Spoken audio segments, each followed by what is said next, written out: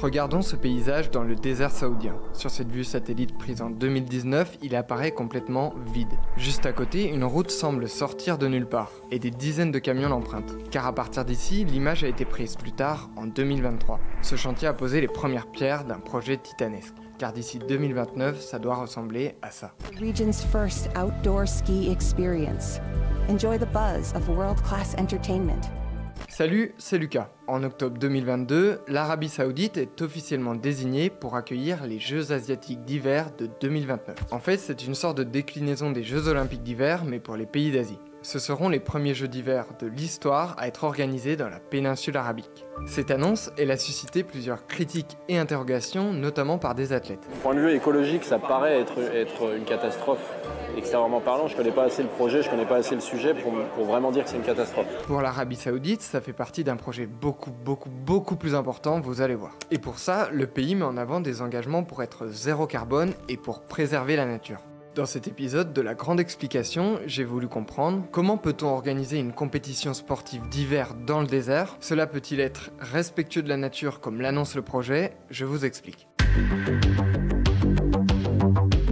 Quand on parle de ski au Moyen-Orient, vous avez peut-être en tête ce type de construction. Cette piste en intérieur de 400 mètres est située à Dubaï, aux Émirats Arabes Unis voisins, en plein centre commercial. Pour les Jeux d'hiver de 2029, l'Arabie Saoudite prévoit une station de ski bien plus importante. 36 km de piste, principalement en extérieur. Pour le moment, c'est difficile de se rendre réellement compte qu'il peut y avoir des Jeux asiatiques d'hiver dans cette zone. Car oui, forcément, pour des Jeux d'hiver qui regroupent des dizaines d'épreuves de ski ou de snowboard, il faut d'abord de la neige. Ces images ont été tournées à Trojena, la future station qui doit accueillir ces Jeux d'hiver. Et oui, il peut neiger en Arabie Saoudite. On peut lire sur le site du projet que Trojena connaît des températures hivernales inférieures à 0 et que ce lieu présente les conditions idéales pour une station de ski de classe mondiale. This is actually film from a test that we've been doing up in the mountains for the last 3 years. So this is a skier skiing on the snow that we've made in Trojena on our test ski slope. En fait, ça c'est parce que Trojena n'est pas situé au cœur des dunes du désert d'Arabie, mais le long de la mer Rouge dans une région montagneuse entre 1500 mètres et 2600 mètres d'altitude. Mais pour faire des jeux sur neige, il ne faut pas seulement quelques flocons. Je me suis donc demandé si ce type de météo était courante ou si c'était plutôt une exception. Laura Sourp, doctorante en hydrologie, a d'abord cherché dans l'historique des observations satellites des 5 dernières années. On n'a jamais observé de la neige durer plus de 3 jours consécutifs sur les 5 dernières années. Donc c'était le 11 janvier 2020. Il était tombé à peu près 4 cm de neige fraîche. Du 11 au 13 déjà, on voit qu'il y a très peu de neige en réalité. 3 jours plus tard, il n'y a plus rien. Pour simplifier, pour faire de la neige, il faut en effet des températures en dessous de 0. Mais il faut aussi des précipitations. Ce qu'on a vu sur les 30 dernières années, c'est qu'on a à peu près 1 mm par an de neige qui tombe, mais sous forme d'équivalent en eau. En neige fraîche, ça correspond à peu près à 1 cm de neige en cumulé sur l'année. Il ne faut pas s'attendre à ce que ces JO asiatiques d'hiver fonctionnent avec de la neige naturelle. Sur les 30 dernières années en moyenne, selon les données compilées par Laura Sourp, il y aurait donc eu à Trojena 1 cm de neige par an.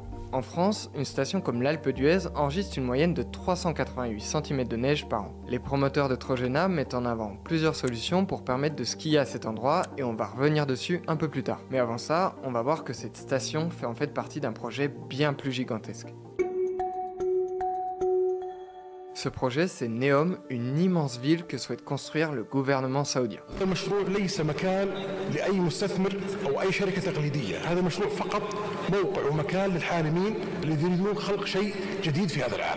Au cœur de ce projet, il y a d'abord The Line. C'est une sorte de ville-immeuble de seulement 200 mètres de large pour 170 km de long.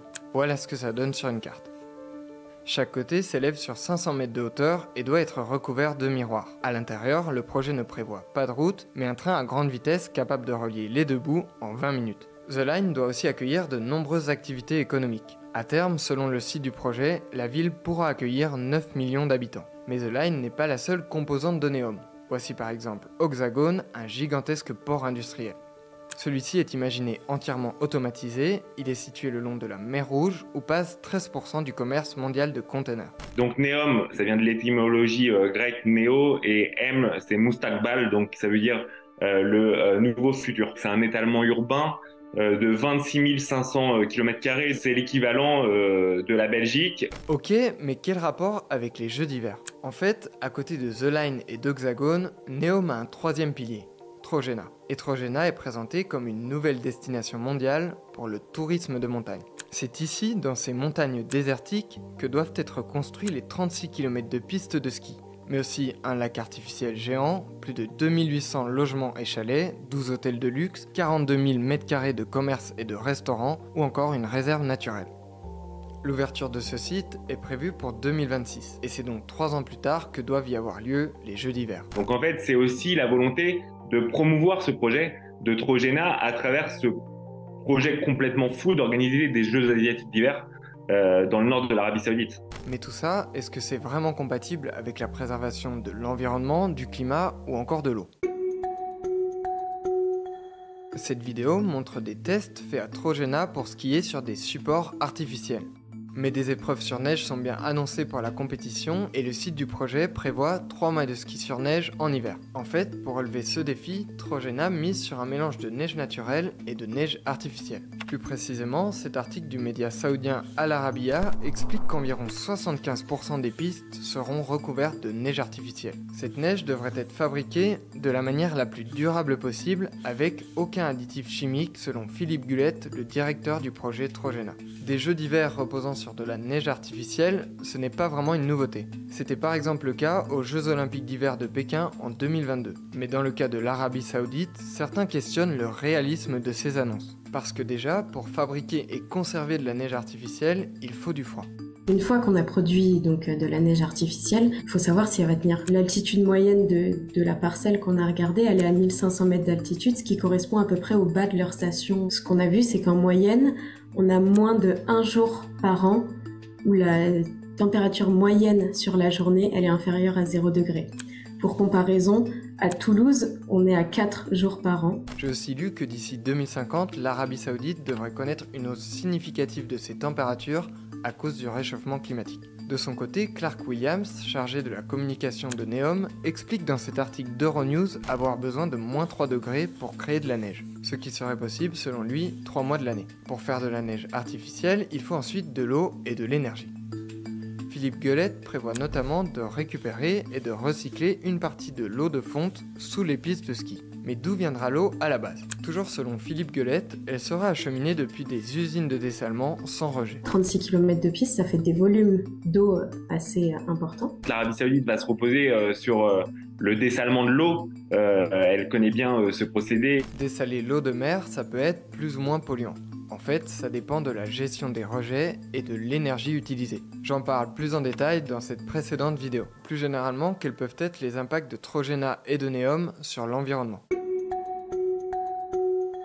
Neom et donc Trojena sont présentés comme des projets zéro carbone et respectueux de la nature. Côté production d'énergie, Neom annonce s'appuyer sur un déploiement massif d'éoliennes et de panneaux solaires. Et j'ai trouvé plusieurs études qui estiment qu'il est effectivement possible d'alimenter une ville de cette taille avec ce type d'énergie renouvelable. D'autres experts sont plus sceptiques, notamment sur la possibilité de déployer ces énergies aussi rapidement. Le solaire va être la principale énergie de ce projet.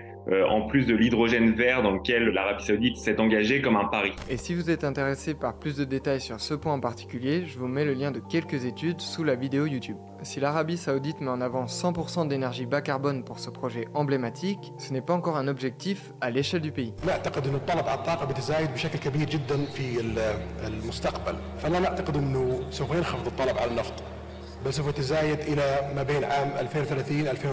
En complément, le site de Neom annonce que 100 millions d'arbres doivent être plantés d'ici 2030. Une étude indienne a calculé combien d'arbres il faudrait à Neom pour atteindre la neutralité carbone pour 1 million d'habitants. C'est-à-dire pour que les émissions de CO2 que la ville émet pour ce million d'habitants soient absorbées par des arbres.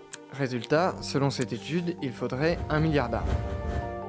De son côté, cette étude de l'Université Polytechnique de Catalogne interroge comment une ville en verre, acier et béton construite de toutes pièces au milieu d'un désert va être sans émissions. Cela reste à montrer. Autre enjeu, d'ici 2030, Trojena affiche l'ambition d'accueillir 700 000 touristes par an. Or, dans les stations de sport d'hiver, mais aussi lors des compétitions internationales, les vols entraînent souvent une part importante de l'impact carbone. Si on regarde maintenant du côté des animaux sauvages, parmi les craintes que j'ai vues, une concerne spécifiquement The Line. Sa forme linéaire et l'utilisation de miroirs réfléchissants peuvent entraîner des barrières pour la faune locale, selon cette étude.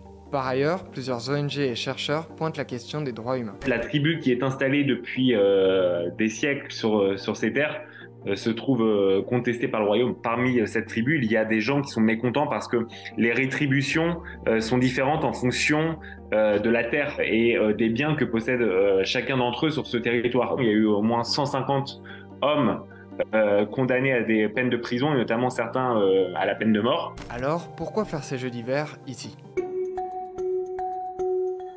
C'est le Conseil olympique d'Asie qui a désigné à l'unanimité l'Arabie Saoudite pour accueillir ces Jeux d'hiver de 2029. L'Arabie Saoudite s'est présentée pour 2029 parce qu'il n'y avait plus de prétendants pour organiser cet événement. Pour l'Arabie Saoudite, Neom, Trojena et les Jeux d'hiver s'inscrivent pleinement dans ce qui est appelé la Vision 2030. C'est une stratégie nationale portée par lui, Mohammed Ben Salman, le prince héritier du pays, qui vise à diversifier l'économie du pays, historiquement basée sur l'exploitation des hydrocarbures. Là-dedans, Trojena, les Jeux d'hiver et plus largement le sport, comme on peut voir avec le football, ont un rôle important. La nouvelle génération qui arrive au pouvoir voit dans le sport un champ économique à investir, à pleinement investir par rapport justement à sa société qui est composée à 65% de moins de 30 ans. À partir de 2020, l'Arabie Saoudite montre son envie de devenir l'un des centres du sport mondial.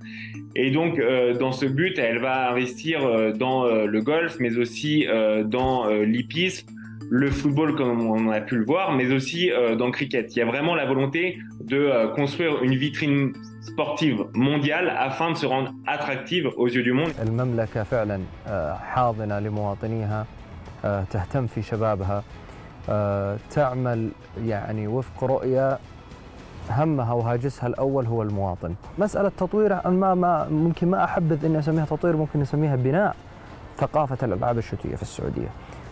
هي جديدة علينا كسعوديين. Pour rendre possible Neom, le royaume a déjà annoncé un investissement public de 500 milliards de dollars américains. Et le pays lance aussi un appel aux investisseurs étrangers. Les investissements qui vont être faits par rapport à Trojena s'inscrivent dans la durée. Donc en fait, ça s'inscrit vraiment dans ce projet, dans cette volonté de créer un lieu pour les sports d'hiver en Arabie Saoudite et afin de créer l'attractivité de ce projet de Neom. Mais derrière cela, c'est toujours la question de est-ce que c'est durable, est-ce que c'est faisable? Pour le moment, on ne le sait pas parce qu'en fait, ça se repose essentiellement sur des technologies qui ne sont pas encore en mesure d'être mises en service. We have the Asian Winter Games. What an amazing thing for us to have as an event that's coming up in 2029. So we will be finished by then. We are making great progress, we are on track, and we'll be ready to host the Games at the beginning of 2029.